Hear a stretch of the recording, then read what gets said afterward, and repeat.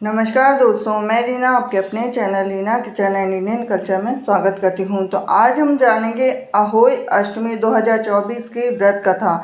24 अक्टूबर को है अहोई अष्टमी और यह होती है संतान रहेगी सुरक्षित, जीवन होगा सुखमय।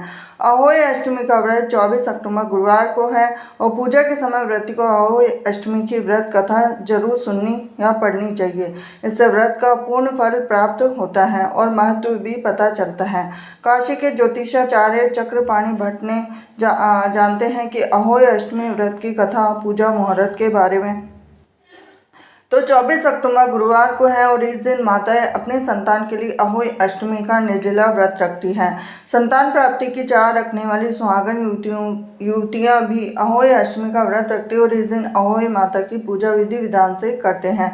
अहोई अष्टमी की पूजा सूर्यास्त के बाद प्रदोष काल में होती है और पूजा के समय व्रती को अहोई अष्टमी की व्रत कथा जरूर सुननी या पढ़नी चाहिए। इससे व्रत का पूर्ण फल प्राप्त होता है। महत्व भी बताया गया है कि कार्तिक माह के कृष्ण पक्ष की अष्टमी को अहोई अष्टमी का व्रत रखते हैं। तो सबसे पहले हम जान लेते हैं अहोई अष्टमी की व्रत कथा पूजा मुहूर्त के बारे में। तो कथा के अनुसार एक समय की बात है, एक नगर में एक साहूकार रहता था जिसके 7 बेटे और 7 बहुएं थी। उसकी एक बेटी थी जिसका विवाह हो चुका था। दिवाली के दिन वह मायके आई थी और दिवाली के अवसर पर घर और आंगन को साफ सुथरा करने के लिए जंगल से मिट्टी लाने चली गई। उनके साथ उनकी ननद भी थी और जंगल में साहूकार की बेटी जिस जगह पर मिट्टी खोद रही थी वहां पर शाहू यानी शाही अपने बेटों के साथ रहती थी। मिट्टी काटते समय साहूकार की बेटी की खुरपी से शाहू का एक बच्चा मर गया और इससे शाहू दुखी हो गई और उसने गुस्से में साहूकार की बेटी से कहा कि तुम्हारी कोख बांध दूंगी। इसके साथ ही उसके बात सुनकर साहूकार की बेटी डर जाती है और वह अपनी सभी भाभी से एक एक करके कहती है कि वह उससे बदले अपनी कोख बंधवा ले। उस सबसे छोटी भाभी इसके लिए तैयार होती है और इस घटना के कुछ समय बाद जब उसकी छोटी भाभी के बच्चे होते हैं तो वे 7 दिन बाद मर जाते हैं। ऐसे करके उसके 7 संतानों की मृत्यु हो जाती है। तब उसने एक पंडित से घटना बताई और उपाय पूछा और पंडित ने कहा कि एक सुनहरी गाय की सेवा करो।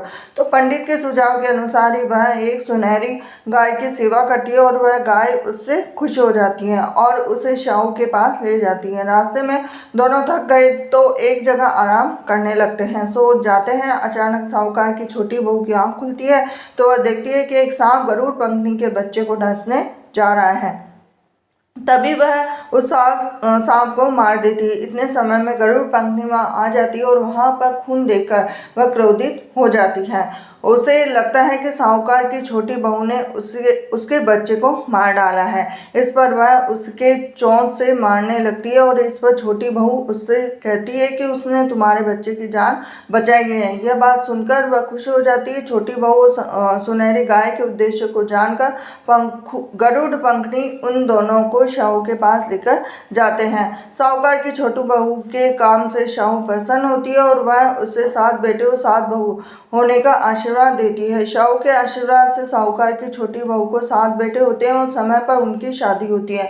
इस प्रकार से साहूकार की छोटी बहू 7 बेटे और 7 बहुओं को पाकर खुश हो जाती है और अहोई अष्टमी की पूजा के बाद इस कथा को पढ़ते हैं और अहोई माता से संतान और उनकी सुरक्षा के लिए प्रार्थना करते हैं। तो मैं आपको बता देना चाहती हूँ अहोई अष्टमी की शुभ मुहूर्त जो कि कार्तिक कृष्ण अष्टमी तिथि का प्रारंभ 24 अक्टूबर 1:18 से कार्तिक कृष्ण अष्टमी तिथि का समापन 25 अक्टूबर 1:58 सुबह पर होगा। जो अहोई अष्टमी का शुभ मुहूर्त भी जान लेते हैं, जो कि यह अहोई अष्टमी का शुभ मुहूर्त 5:42 से लेकर शाम को 6:59 पर है।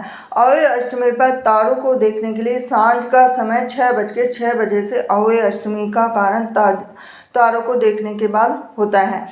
तो ये थी खास जानकारी आपके लिए। वीडियो अगर आपको थोड़ा सा भी रोचक लगा हो तो वीडियो को लाइक करें, चैनल पर नए जुड़े हैं चैनल को सब्सक्राइब करें, बेल आइकन प्रेस करें और ऐसी ही जानकारी के लिए मेरे साथ बने रहिए Reena kitchen and Indian culture पर। तो मिलती हूँ अगले वीडियो में। हरे कृष्णा।